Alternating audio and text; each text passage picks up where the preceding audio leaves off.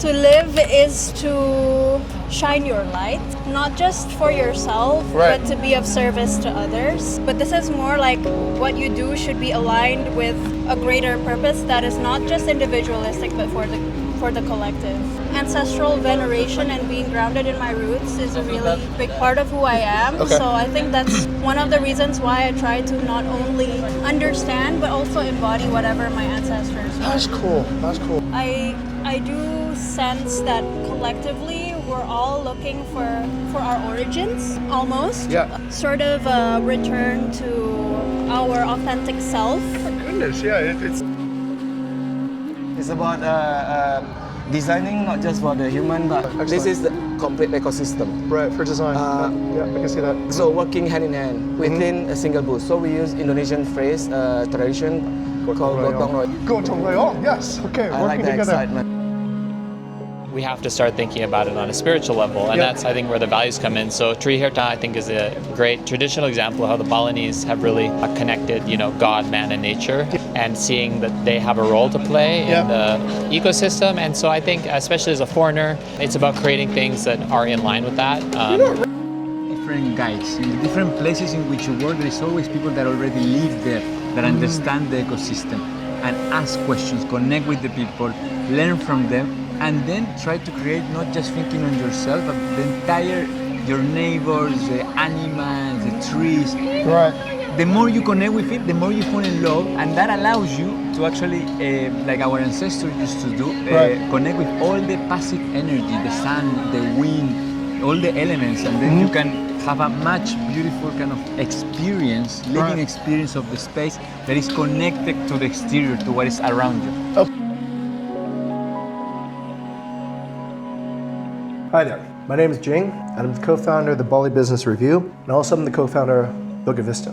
It's occurred to me that over the past 10 years, that development in Bali has not gone in the way that anybody has actually planned. In fact, there probably isn't any plan. So, in the attempt to correct some of the mistakes we've made in the past, I've decided that part of that process is to educate future travelers, future property owners, future developers from getting into this pathway in which the current course of development is very off track.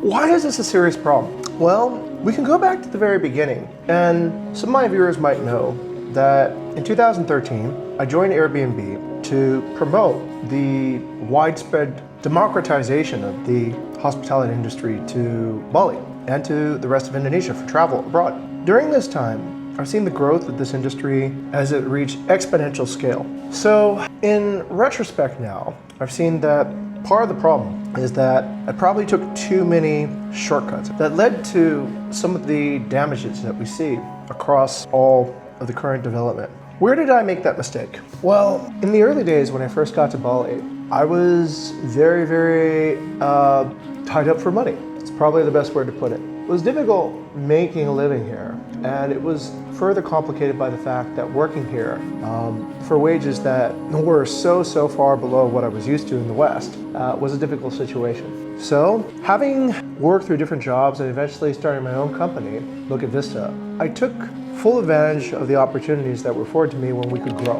So during that time, Budiman Vista has grown, but moreover, we've been educating legions of property investors across Bali on how to develop their dream homes. So where was the mistake? What happened that I regret? Well, part of the mistake was the internet. The internet, and in its past and current form, is a very, very powerful disruptor to culture, to consumption, and it brings about it a certain direct access to capitalism. Before, one of the biggest issues that I had making a living in Indonesia was that I would have to wait to be paid by some local business person. And anybody who's done business here will tell you that nobody is in that much of a hurry to pay anybody traditionally.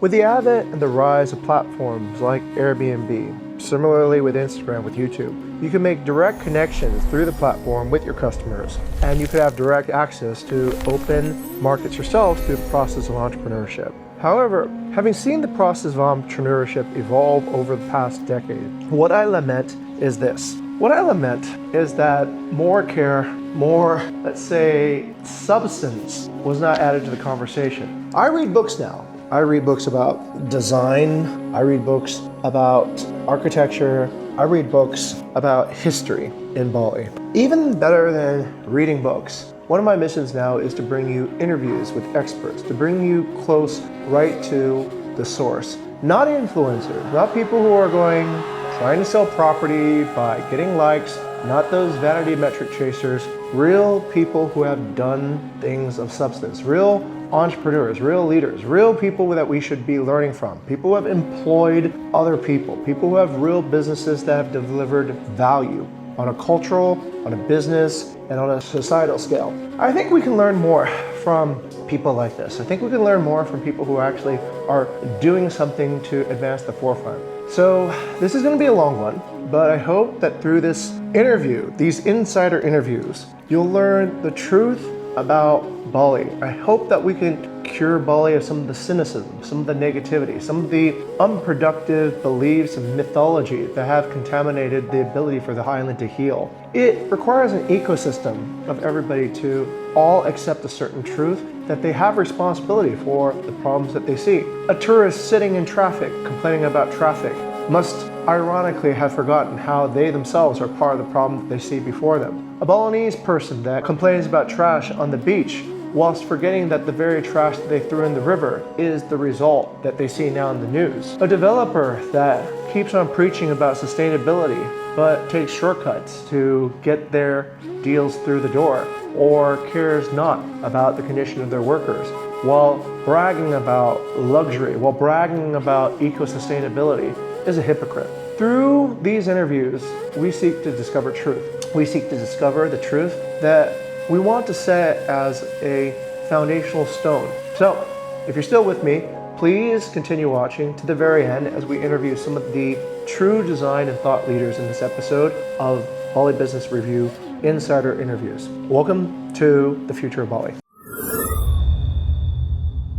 Okay, I'm with Orin Hardy, and we bumped into each other twice at this event. What we're trying to do is we're trying to actually bring focus in Bali away from influencers, but towards actually people who have real influence, right? People who are actually doing things that have substance, have history, have a positive impact on Bali. So the direction I think I'm picking up here, geez, how did I forget? Okay, I've been walking. Jia Curated. Jia Curated, thank you. That's the second time somebody had to remind me what the event was called. I think there's some celebration of all the different design perspectives in order to bring, I think, a sustainable direction towards design, towards development, towards that.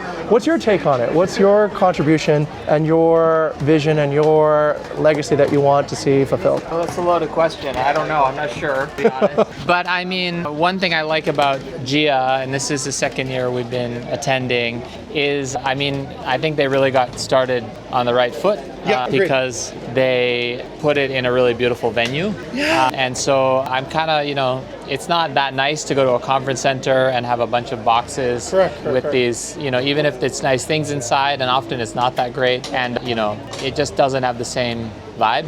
Correct. So having it in something that is like an old ruin is really cool. That's a really funny way that you expressed it, because I've heard numerous comparisons to Angkor Wat to what you're saying here. Well, today. it has, it feels like, because it's been, I think, long enough now that the trees are growing in and like there's roots, so you feel like you're in a place that isn't finished. And so it goes really, I think, with how a lot of designers feel about their work, where, they're exhibiting a product, but really what matters is that they're in that creative process, right? And they're sharing their work. And so you get to be in a place where we're really seeing a lot of different designers and makers come together and make new things and share ideas. And it's more than, it feels like more than just like a trade show or like somewhere to show products that you're going to buy, and somewhere where there's really a lot of collaboration and a lot of ideas moving around. I get it. And it's really great to have that in Bali.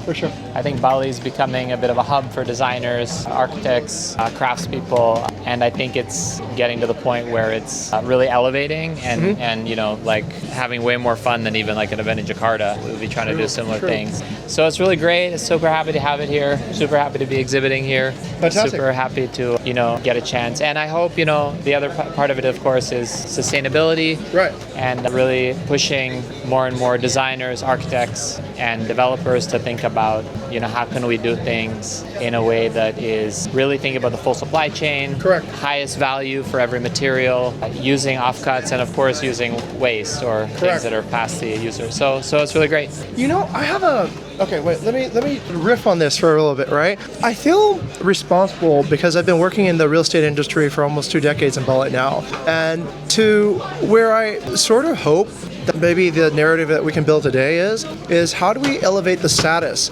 of sustainable development? How do we make it such that people will naturally choose through their own, let's say, behaviors to pursue this type of expression of design? And I can see the inherent sort of challenge in shaping behavior because you're using waste, right? Literally you're using things that like chopsticks or plastic in rivers or bamboo, right? And a lot of, let's say, people from traditional mindsets consider that as waste. But what I'm seeing people do here is that they're elevating this waste and turning it into treasure. So what do you think are the challenges of getting greater adoption for using things like that actually create a circular, ecosystem instead of like a linear ecosystem, and embrace how to fall in love with, I think, pursuing the art of design and pursuing perfection through something that benefits, everyone. In the short term, I think the two things that you need to tackle when you're thinking about using sustainable materials are making sure that, it's designed well, so beauty, and the other one is performance, right? Correct. So making sure that it's being used in a way where you're really leveraging its strengths. For example, with chop value. Oh yeah, that's yours. Linda was explaining to me at the booth about the chop value. Yeah. So for example, chop value, how do you really use it to its highest use? So I think like that chopstick is actually engineered already perfectly when it's thrown away to be something that we can press. And then when we press it, we're actually creating tile that is as dense as hardwood. Right. So then we're creating something that's actually really good for tabletops and walls. And we do small products too, but like what we're really want to for scale is to move into kitchen countertops, office countertops, wall features, that kind of thing. And so through design and through storytelling, we can really elevate that material. And then in the longer run, it's really about values, right? Right. People have to start to understand that their actions matter, and you need to think about things beyond yourself, and you have to think about future generations, and you have to think about how society is going to be in 100 or 200 years from your actions. And that's really a values thing, and that requires, I think, education and really helping people understand what they're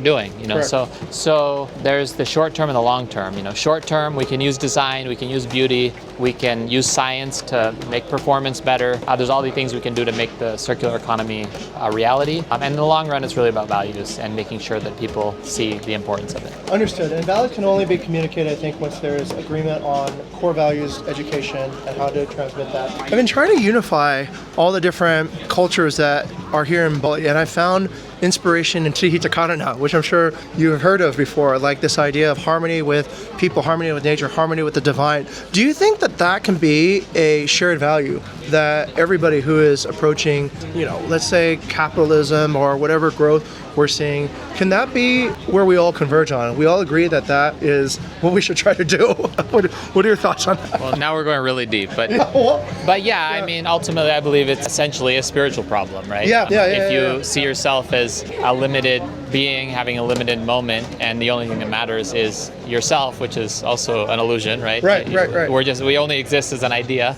and a body that dies in a physical sense. So we have to start thinking about it on a spiritual level, and that's, I think, where the values come in. So Triherta, I think, is a great traditional example of how the Balinese have really connected, God, man, and nature, and seeing that they have a role to play in the ecosystem. And so I think, especially as a foreigner, it's about creating things that are in line with that.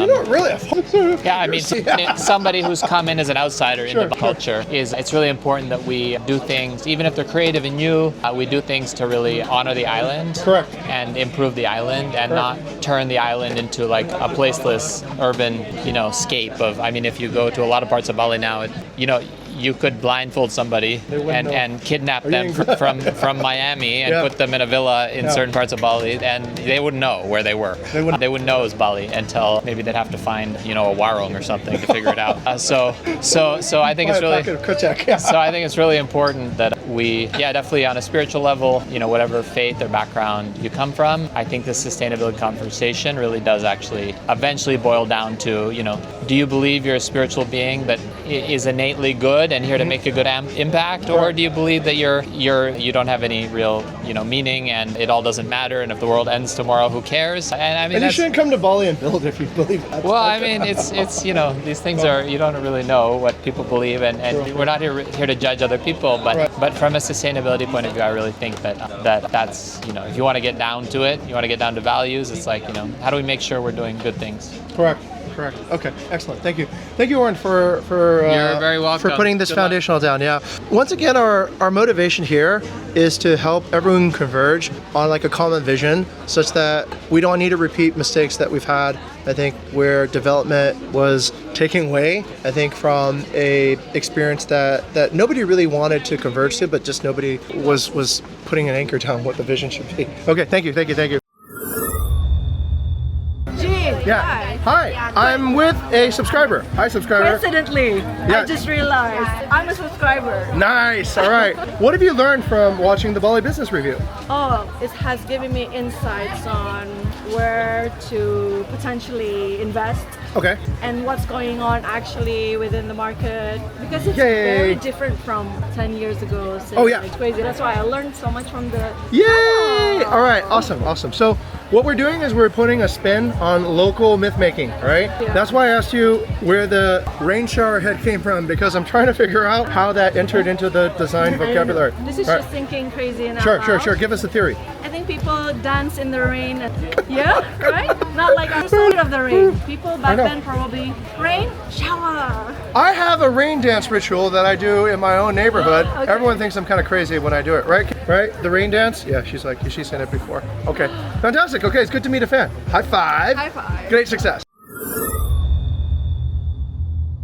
All right, I finally met her. This is Suzy. Suzy put together the maquettes in this gallery here. And what I hope to actually ask Suzy is about kind of I read your entire story up there in the front about the story, how The you're curatorial statement. very humble, very wise, I would say. Oh, thank you. You're welcome. You deserve it. Oh. And I was just hoping to understand a little bit more about the thought process of what you've put together here and what you've chosen to include, what you've chosen not to include, and which highlight maquettes do you want us to kind of like think about? Yeah, in terms Big of question. Well, that's what it's for, to talk to the person. Otherwise, I just do the reading. Right. Well, look, I was very kindly invited to be involved in the exhibition, or to curate the exhibition by the organisers of Jia Curated, who I've known for many years, so it was really very sweet of them to invite me to do this. I guess they invited me, as I said in the curatorial statement, I'm very conscious and aware of the fact that I'm an outsider. I'm not Indonesian. I've been coming here for many years, and I have the pleasure of being able to call a number of these people good friends.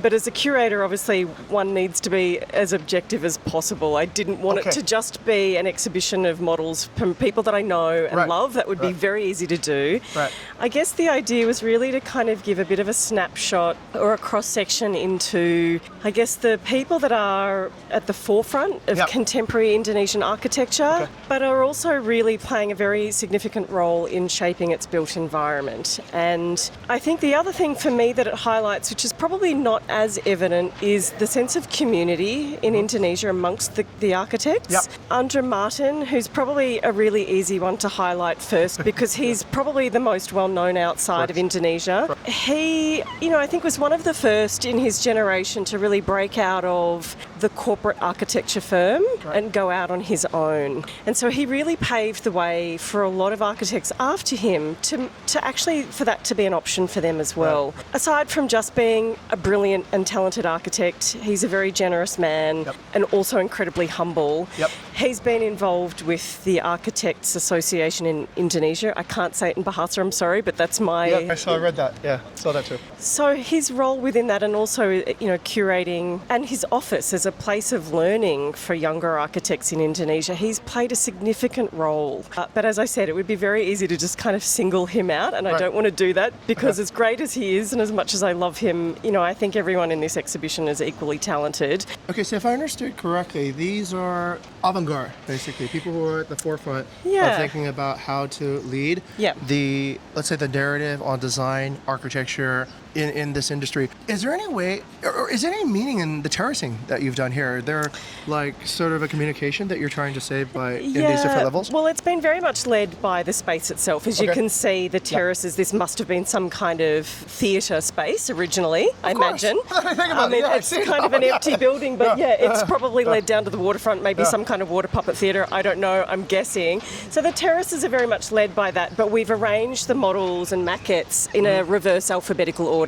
So the benefit of that was that actually Andra, who is the most famous, is now at the very end, almost the very end. Pronomo, who's also very famous and incredibly talented, is the very, very last. But we kind of thought that would be a great way to force everyone to walk through the entire showcase just to go and get to Andra's model because everyone wants to go see him. But yeah, look, I think, you know, it's very hard to single out any individual project. As I said, you know, the people that are in this exhibition I've been introduced to by Andra, by Adi. Danny Wiceksono is a young Indonesian architect who his project is actually the largest in scale. It's a whole town plan.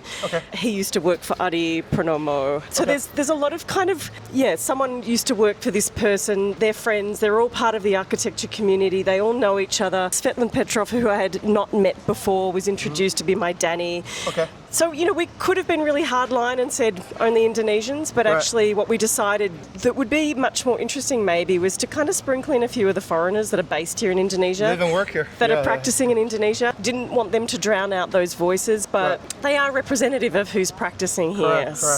That's what I meant by it's a bit of a cross-section. There's various ages, genders, ethnicities, etc. I have a core value recognition. This kind of reminds me of, yesterday was the 80th anniversary of Indonesia. Right. But the slogan is Bhinneka Tunggal Ika. It means unity and diversity. Right. So that's what you're doing here. And well, actually also happened to be Andra Martin's birthday yesterday too. So it was? Yeah. Actually, was it yesterday or the day before? Sorry, it was Saturday, the day before. So they're very close. Oh, I didn't know that was his birthday party. There was a special event up there. That's right. Okay. So unity and diversity, and I think that speaks so much to Indonesia. But I guess that was really what we tried to do within this exhibition as well. This is actually at the forefront of what I'm trying to arrange. So I noticed one of the root challenges in, let's say, guiding sustainable development, guiding the correct narrative being told in Indonesia, is that there isn't a common core value that both Westerners and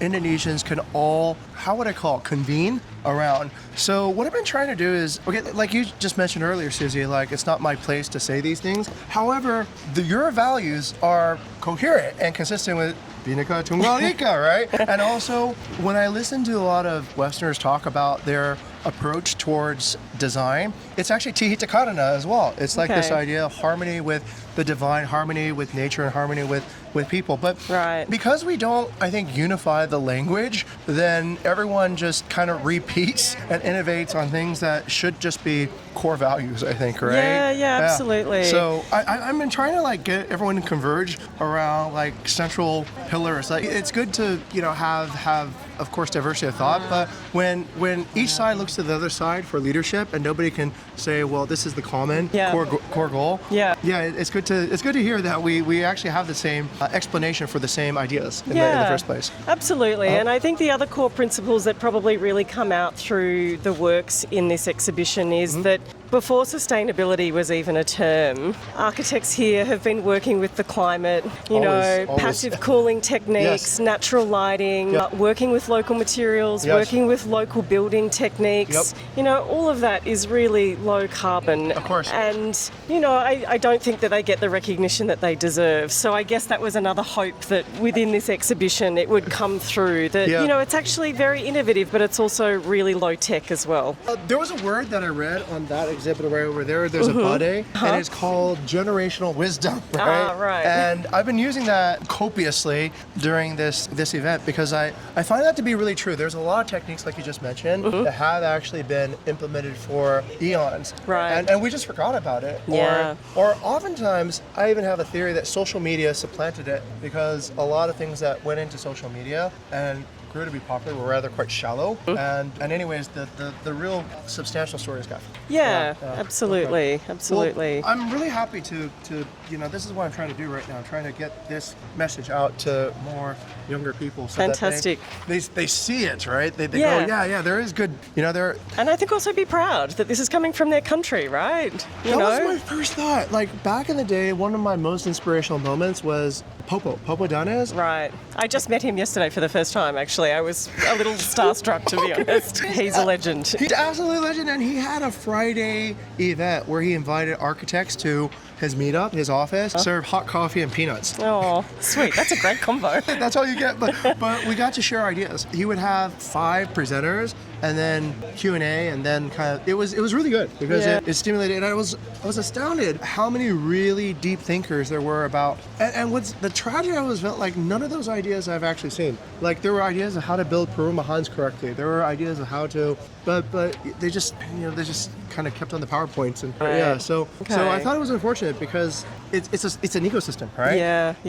The customer has to want it. Yeah. And then the developer will build it, and then they'll hire the architect that had the idea. So it has to kind of like fill the. Well, I guess the other benefit of this exhibition is that everyday people get to come and see what great architecture looks like and how it can touch our everyday lives. Correct. And I think it touches on, for me, a huge sense of generosity that I get from people in Indonesia, but the architectural community. And I guess that's kind of what you were saying with Popo, is this openness, this generosity, and I think that comes out in these projects. So it's lovely that people get to experience this because often the architecture community just constantly talks to itself, We're in a little bit of, an echo chamber, and we're preaching to the converted. So it's great that, Preaching to the choir. Sorry, preaching to the choir, exactly, yeah. I do you think it's because architects are shy?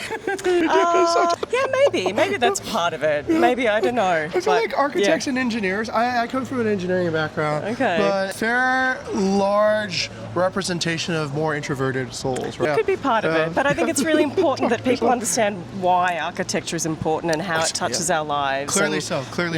I think there's nothing, so we work in property management, but also investment management, and there's nothing I think that has more return on investment than selecting a design that is smart, that's compatible, that adds. I don't think people think of their homes as economic engines, but if you use, let's say, a traditional material, you're keeping a village, like pajate, clay tiles, you're keeping a village employed and able to continue their craftsmanship. And you're keeping your culture alive as well, or someone else's culture, Well, I think it becomes your culture when you invest in a property or, let's say, a business here, right? Because your funds can support a Jakarta business to make concrete and bring it to Bali. Right. Or you can think about how to use alang-alang, use rattan, use the things that are, well, I don't know if rattan's native, but you can use things that are more native and actually sustain villages. Yeah, absolutely. I've seen entire villages just focusing on one thing, like alang-alang. Like we went up to Ubud, and then my wife just goes,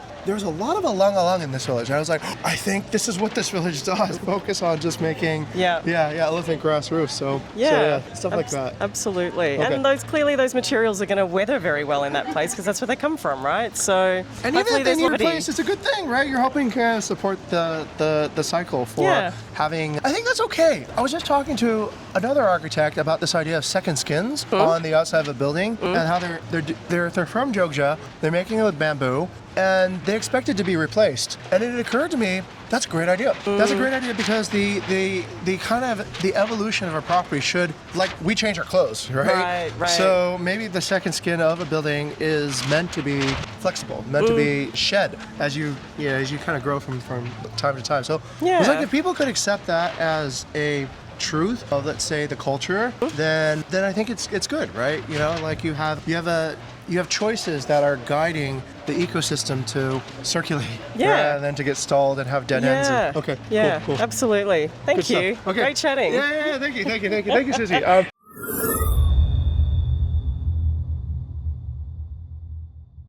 All right, I'm with the founder of the Jia Curated 2025. I found him, Budiman, over here, and I'm so curious and I'm so happy to meet you tonight. And the reason is because I met all my heroes here today. I met John Hardy, I met Pablo Luna, I met a few vloggers even, and I think these are the real influencers that are going to guide the culture correctly for design. Thank you. So I'm astounded how you were able to bring everyone together in the design community. Can you tell us what's your magic? How did you do this? The Jia Curating is founded by 3 people. Okay. One of them is me. Okay. Another one is Yang. And Okay, good. we are actually not event organizer. Okay. We are all in the creative industry. Okay. Me and Rudy has a company, the Creative Lighting, which we have a booth at the back, at the center. Okay. So we are in the industry, creative industry. Right. But during COVID, it's a COVID project, by the way. This is a COVID. Yes. A lot of good things happen when there's entrepreneurial success right there. Okay. So tell us about the COVID. So COVID, of course, the lighting business, it's still okay, but it's slowing down. Yeah. But we have in-house team as well, artisan, that working with us making lamps. Right. So we have to diversify. So we start to do home decorations for local market. Oh, what a good pivot. Yeah. Whatever. Okay, very good. So within 2 years from having this retail space, we design, we curate, and we source. Right. Basically from Indonesia. Okay.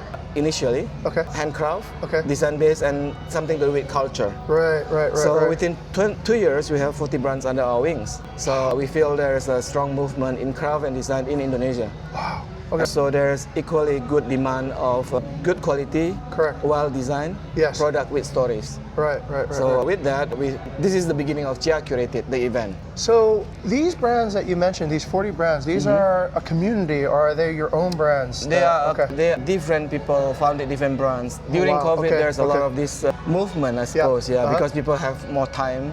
Okay. And they see the power of products that are tactile, sensory. Maker movement. Yes, exactly. Jacob's Hall. Okay.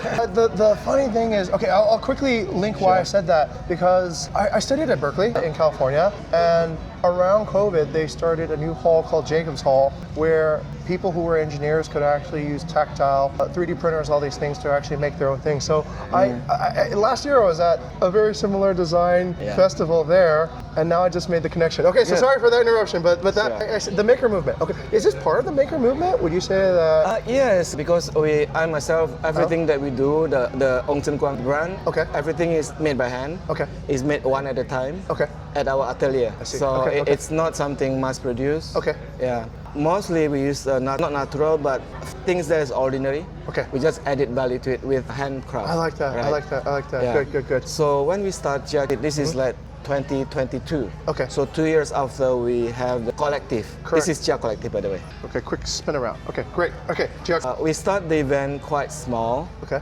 But again, we just do it because we feel we need to push so we can get the market, right? Correct. And then we got a lot of support from the community. Okay, good. This make us having confidence to build the event. And this is our 4th event. Okay. Yes. Last year and this year we are double the size. I heard that. Yeah. And this year we work with communication manager. Okay. We got a lot of exposure because of the story that we tell from the international community. Linda? Laura. I just met Laura. Yeah. She was in the press. Yeah. Okay, crazy. So with that, we got a lot of exposure because I think the story is appealing to the international market. But that's why we're here. We're here to tell the story. Okay. Yeah. Okay. But we also would for us, it's good to have exchange. Of course. Our idea of Curated is about building an ecosystem. Okay. Ecosystem of makers, artisan, creator, manufacturer, because product designer, interior designer, and architect. Excellent. This is the complete ecosystem. For design. Yeah, I can see that. So working hand in hand within a single booth. So we use Indonesian phrase, tradition. Gotong royong, yes. Okay, I working like the together. excitement. Well, I'll tell you why, because the thing I find that the wrong narrative is we're powerless, why doesn't the government do anything? Well, what can we do? But your narrative is so strong. It's about entrepreneurship. It's about remembering Indonesian core values. It's about self-empowerment. So I think more people should listen to you and find that spirit within their own culture, within their own history, within their own generational wisdom, and live it, right? Rather than, I'm a victim, I can't do anything, why doesn't the government do this? Why doesn't the government do that? So and Tri Hita Karana, I think, are the ways of how to build Indonesia sustainably. We've always known these things, but we just forgot along the way. You have to see our next year Nature Weave. Okay. Nature Weave. Wow, you're Donna thing. It's about designing not just for the human, but for everybody, the ecosystem, the nature, everything. That's so beautiful because, okay, I'll tell you later, but it's a repeat story. But okay, this is so fascinating. A lot of stories. I'm a story collector. But here's where everybody has been secretly complimenting you, or maybe I think this is genius because let's be honest, this is kind of like a Chernobyl, like a band. It's like, oh, it's Chernobyl, right? It's like you even got like the Ferris wheel here, kind of like with that empty building, but it works. And it does. It adds so much to it. It's not just work. It has a story. The nature take over. So it's. Tell us about okay, when I see something that is so counter-narrative, right, and it works, it means that somebody could envision something that nobody could see and defy all expectations, and so they've actually introduced the idea. That's art. That's actually art. So, and the boldness and the scale in which it was done, just like, kind of, I was blown away. Like, you didn't go small, you went all in. And yeah, I've been hearing Angkor Wat. I've been hearing like, sort of Burning Man meets Angkor Wat. So it's been, yeah. So thank you. Where is this coming from? Like, what's the? Every year we have different theme. The first was the story behind. Of course, we want to tell our story. Yeah. The second one was material alchemy. Okay. Because we curate different things together and making a space, a home. The third one, which is last year, was in process. Okay. With this theme, because we know we want to grow bigger, the first two is in a mini jungle in Canggu. Right. And then we need a new space. Right. But right away we're thinking, okay, let's find half-built hotels or resort or something. It's in process, right? Let's find abandoned building. Right. In the process of something else, that sort of thing. But until January last year, we still haven't found a venue. So we're like, okay, what can we do here? Right. So one of our co-founders, we are together, like we were like desperate, like how, where, what can we do? Okay. And we were like, okay, just Google. So we Google abandoned building Bali. This came up. All right. I have another funny segue because I was looking for abandoned buildings for a Halloween party in 2012. So this is hilarious. Okay. All right. So you found. So we found this place and we came here, and right away we feel positive vibes throughout the venue. So we were like, okay, daytime by the way, so not nighttime. Okay. All right. That's but hard to. I'm always believe in the power intention as well. I mean, if you have a good intention, I believe that you can get the good intention right back to you. So you're the third person to say that to me today. Yeah. Pablo Luna said the same thing. Wow. Yeah. Pablo Luna said the same thing today. Yeah. That's amazing. Yeah, okay. in sync. You guys are on. Yeah, for sure. Yeah. Okay. So you had a vision. Yeah. Okay. Fantastic. Yeah. And, it's such a nice shell. And what were the challenges? I mean, clearly when people see that, they generally criticize, oh, this is broken. And I remember coming from sort of a world where people would nitpick and point to that and say it's ugly. But you went all out. You said, all right, the positives must weigh the negatives. And so was there anything beyond? Did you see like a philosophy of like rebirth and kind of like anything deep or philosophical, or was it just kind of like something that... I think embracing what it is really. Because for me, to showcase the product, not necessarily everything has to be done, the structure, the background. Right. It's about the story. I think it's rather than the shell. Yeah. Right? Yeah. Understand. So I think we're based in Bali, more relaxed. Yep. Even in meetings, you don't wear long trousers, you just wear shorts and t-shirt, right? Yeah. So I think it's sort of that philosophy. Okay. And also, I think a lot of people in Bali especially, they understand, they want to know the story behind it. Buying product is about buying beliefs, I suppose. Yeah, it's a religion. Yeah, I agree. Okay, well, I'm here with the original founder, Jia Curated. Co-founder of Jia Curated. Everyone, once again, is so humble, right? Yeah. Nobody will take full credit for their work. Budiman, who's been able to kind of illustrate his story through lighting, COVID, entrepreneurship, understanding, I think, Indonesian core values, gotong. And so the message I'm always trying to send to our audience is that I think foreigners don't know how or what to believe when they come to Bali. So they build those white Mediterranean, pillboxes, right? Exactly. But the people who actually have something of influence to talk about, sometimes hard to hear them, right? Because a lot of influencers are shallow. So we're trying to, okay, that's a little bit judgmental, but basically we want to get influence from people who actually have substance to speak more. So hopefully if you're listening to this, these are people with substance. These are people who are thinking about how to empower, I think, the correct culture, the correct art. And it's not all hopeless, right? It's not like everything has to be a concrete jungle. So this is awesome. Thank you, Budiman, for giving us a vision for what the future can be like. Found him. This is the legendary Pablo Luna. We're here at the Jia Curated 2025, and I finally got to meet Pablo and ask him some questions about sustainable architecture and his leading approach towards using, I think, bamboo and also interesting materials. Pablo, just to ask you, like, what would you say is the theme of how you choose to design? What is your core values? What are your guiding principles? What is your mission and vision? That's a beautiful question at the core of what we do. My vision is to understand the local traditions, local materials in the different contexts in which we work. More specifically, to really dive deep into the environmental, cultural, and social kind of landscape. Excellent, excellent. And from that, try to work with what is there so that we can insert into the different ecosystems in which we work rather than disrupt them. Excellent. So I'm not an architect, but would that be called design vernacular? Really understanding how to place and choose a design vernacular that is, let's say, in harmony with your environment? I would say that our philosophy, it's honoring vernacular design and learning from it. I like that, okay. And that is the foundations of what we later kind of translate into maybe a more modern version. Okay, excellent. And what do you wish for, let's say, people who are thinking about constructing new properties, choosing their design, choosing, let's say, a direction for how they build? Where should they take inspiration from, and who should they consult maybe before they go about and build these concrete boxes everywhere that seem to have spread all over their Bali now? True. I feel like my message is always to see the architect as maybe as a coordinator rather than as a person that gets inspired. And that you find different guides in the different places in which you work. There is always people that already live there,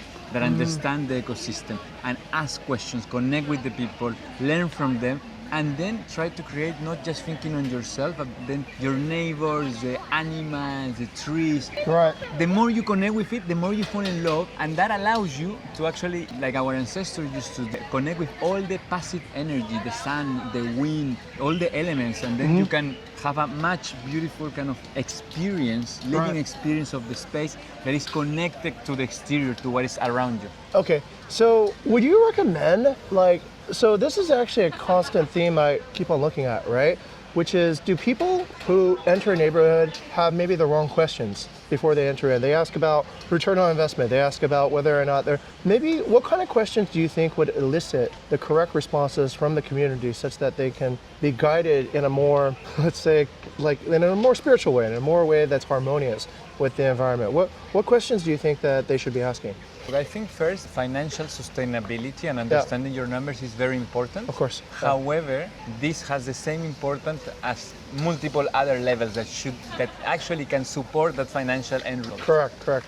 I feel it's an intention, where are you building from? What are you building for? If you are building in a rush, for fear, for a need of money, there is an understanding, and I fully kind of respect that, but I feel the opportunity to build in this paradise that is Earth, and the lack, because it's a blessing to have the resources, the possibility, especially in Bali, for example, it's such a sacred land, is to kind of take that responsibility and say how what I do is going to affect others. Just by asking the questions, you can think how I'm going to relate in terms of traffic. I'm blocking my neighbor's view. I'm respecting the existing culture. Simple, basic questions. And sometimes if you manage to reply them, the answers are all simple.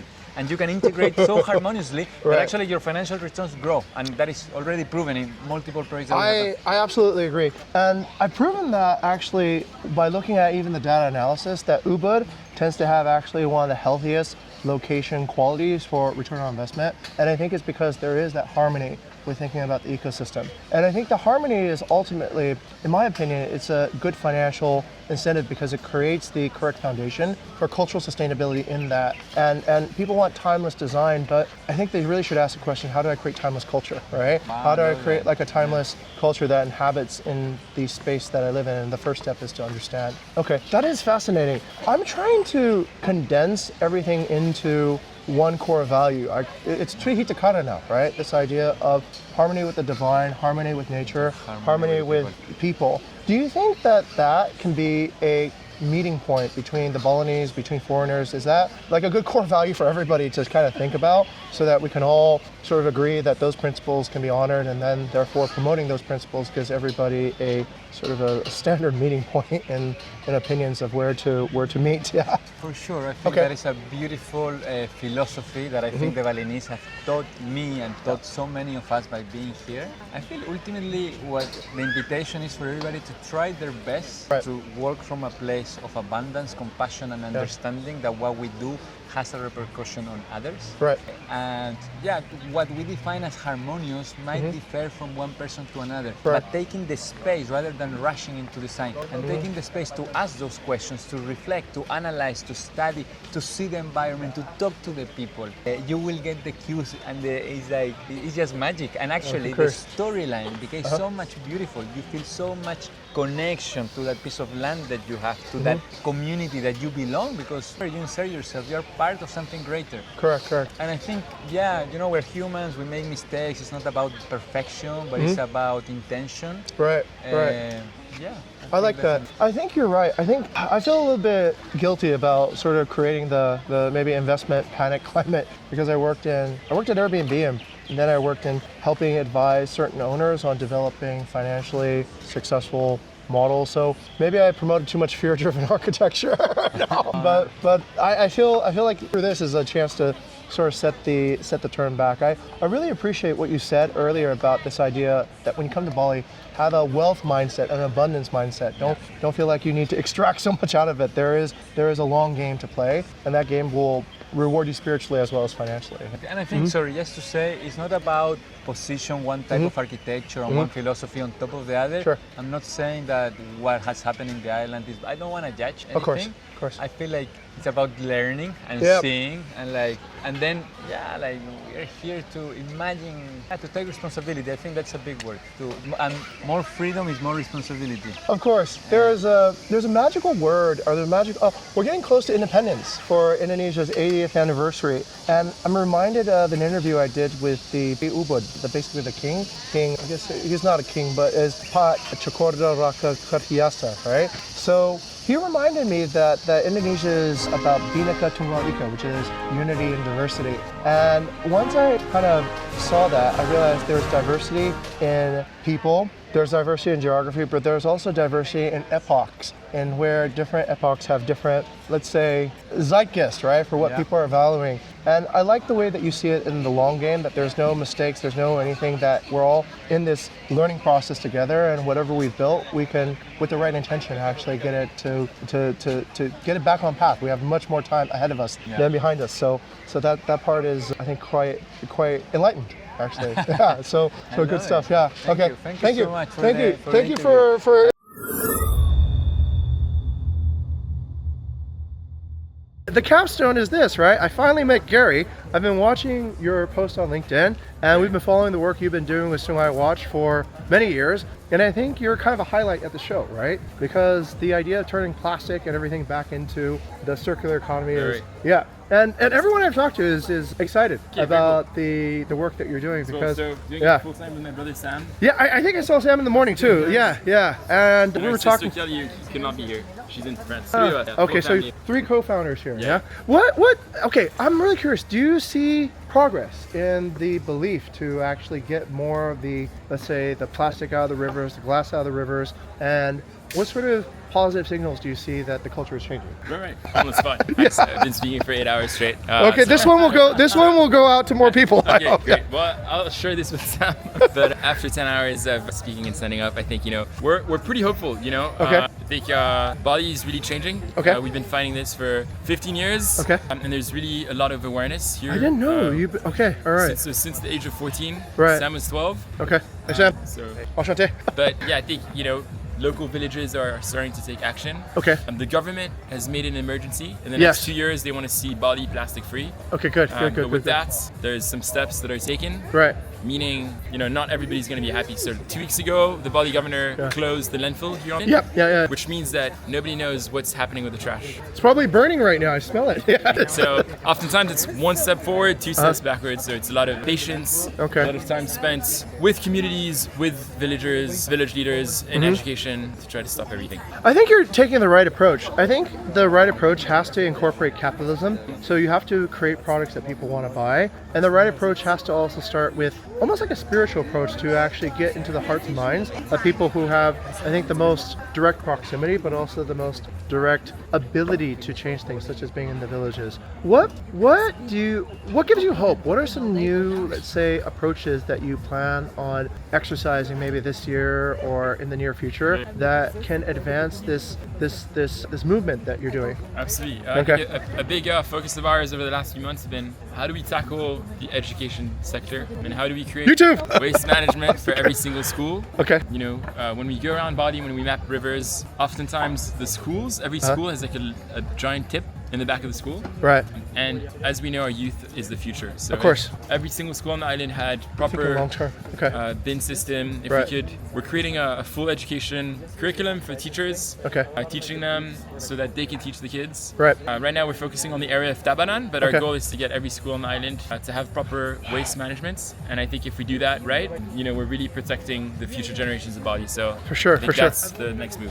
Okay, that's super noble. That is definitely moving things to the core, and that's a long-term investment. And this is why I think people think of you as a hero, because you're really, how would I say, you're avoiding the temptations of short-term capitalism and doing the things that will actually give common benefit. And so many of the problems I see are, I think it's an economic principle of tragedy of the commons.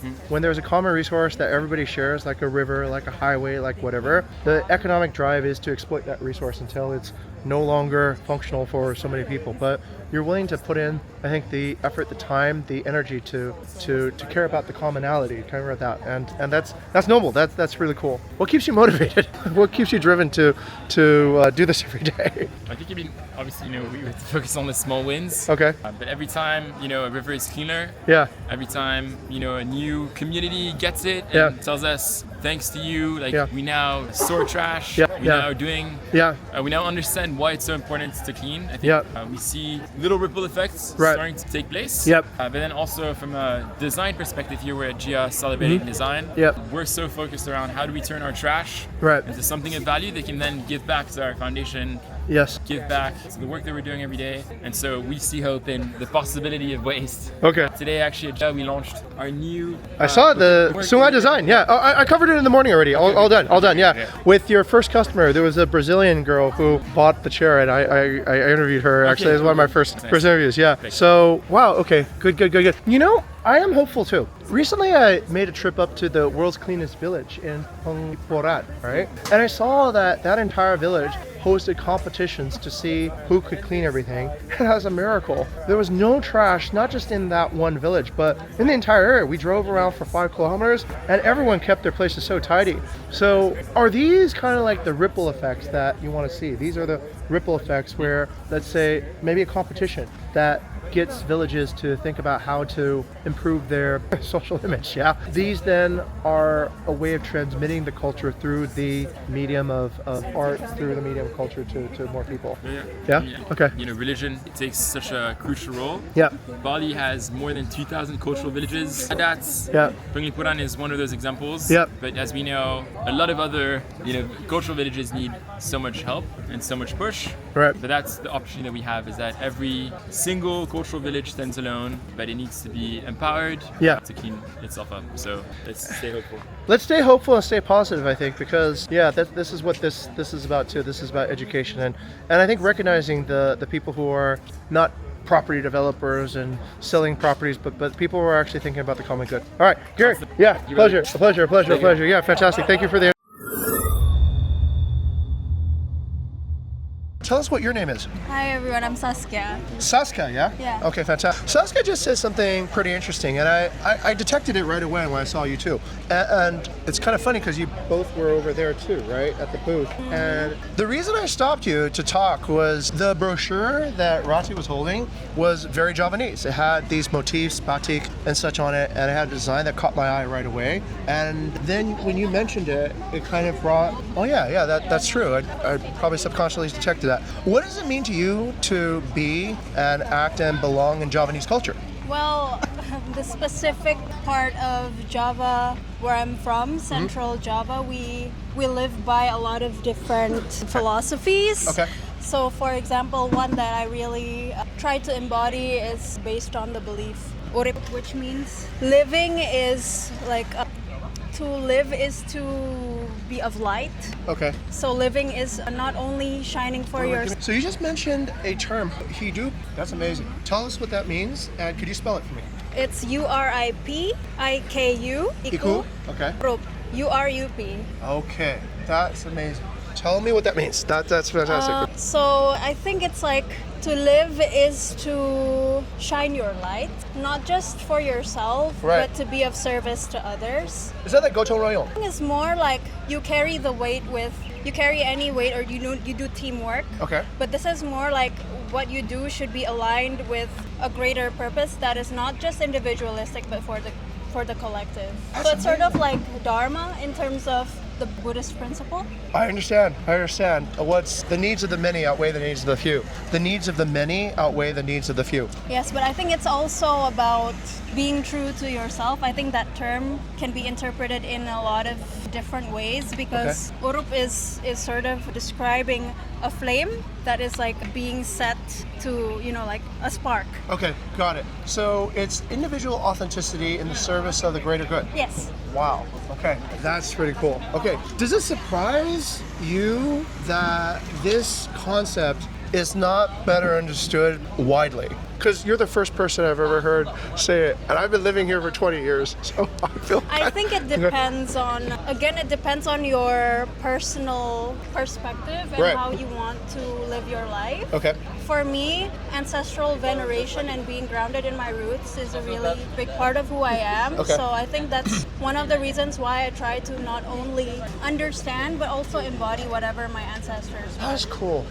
Okay, all right. This is a leap, right? But don't take it the wrong way. Do you think there's a return towards animism in Java? Is Yes. that leap cut? Okay. Wow. No, I said that was yes. Yeah. Oh, wow. Okay. That's deep. Okay. How big is your movement? How many other people think like the way you think? That I don't know for sure, but I do sense that collectively we're all looking for our origins, almost. Yeah. Sort of return to our authentic self. Oh my goodness, yeah. It's you look very well framed actually in the whole thing. It's almost like, okay, I get it. This is gonna look great on video. Okay, all right. And Kelly's a graphic designer, so tell us a little bit about how you feel AI is affecting graphic design. AI, I actually think it's a big help. It definitely speeds up my work, and it allows me to be creative in a lot of different ways that, where I'm not spending time trying to like Photoshop one little detail. AI is helping me. That's a good point. Yeah. What do you have to say for people who work in the creative space who are skeptical or in denial of using AI for their workflows, or might fear that AI is going to replace them? Well, when the Industrial Revolution happened, a lot of, hand makers, a lot of crafters, they thought that craft would be taken away from them. Right. But it actually enhanced and helped us in a lot of ways. Correct. So I don't think we should be afraid of AI. I think we should let it help them. Correct. Help us, I think it's machine. It's a tool, right? Yes. And so if you're working in creatives, you're creating art. What sort of, do you find, let's say, being younger and having maybe a more fresh approach is helpful in accepting, let's say, new disruptive technologies like AI in your work? Maybe. Okay. I mean, I think a lot of, people that are older than me are also trying to jump on that bandwagon. Yeah. And they're not as closed off as it is, because they're also exposed to this sort of technology. It's closed up to just anyone. And yeah, I think the amount of access there is to it definitely can help sort of open those minds a lot easier. Excellent. What sort of feelings do you get when you wander around this space and you look at all these designs? What sort of are the experiences that you are kind of going through personally when you see all these spaces? You said earlier inspiration, but yeah. I think a little bit of calm and inspired, because you get to touch things. It's very tactile. Right. And it just makes you feel wonder, I touched this bench earlier and I'm not sure what this is, so I get to talk to people who made it. Oh, and it's recycled from their previous exhibitions. Got it. It's a full sensory experience as opposed to when you're Do you use Photoshop or what's your, okay, Yeah. okay, Adobe person, yeah? Yeah. Okay, got it. Is there any other choice for graphic design or? Figma. That's a fun question. What is the difference between the Figma tribe and the Adobe tribe? Is there a difference in philosophy that you've seen?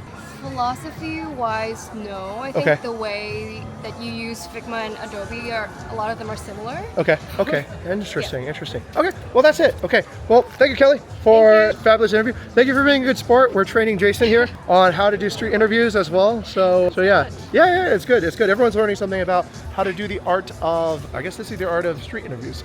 Okay. So through these interviews, we seek to discover truth. We seek to discover the truth that we want to set as a foundational stone. But why is this so important at this point? Why is this so important at this point in history? And it occurred to me that having had a background in computer science, having had a background in the very center of technology in Silicon Valley, that this is our last chance to actually fix these problems. In the next 5 to 10 years, artificial intelligence will be sourcing the information, the knowledge that we build today. And some of this knowledge will be helpful for creating the correct expectations for the future. And some of this knowledge will be garbage. But if we do not go through and cleanse this knowledge pollution that is amongst us, that we can cleanse and replace this knowledge pollution with good knowledge, substantial knowledge from people who have substantial, impactful, meaningful influence, then I'm afraid the future of Bali will only add to more despair as the wrong type of knowledge is propagated through.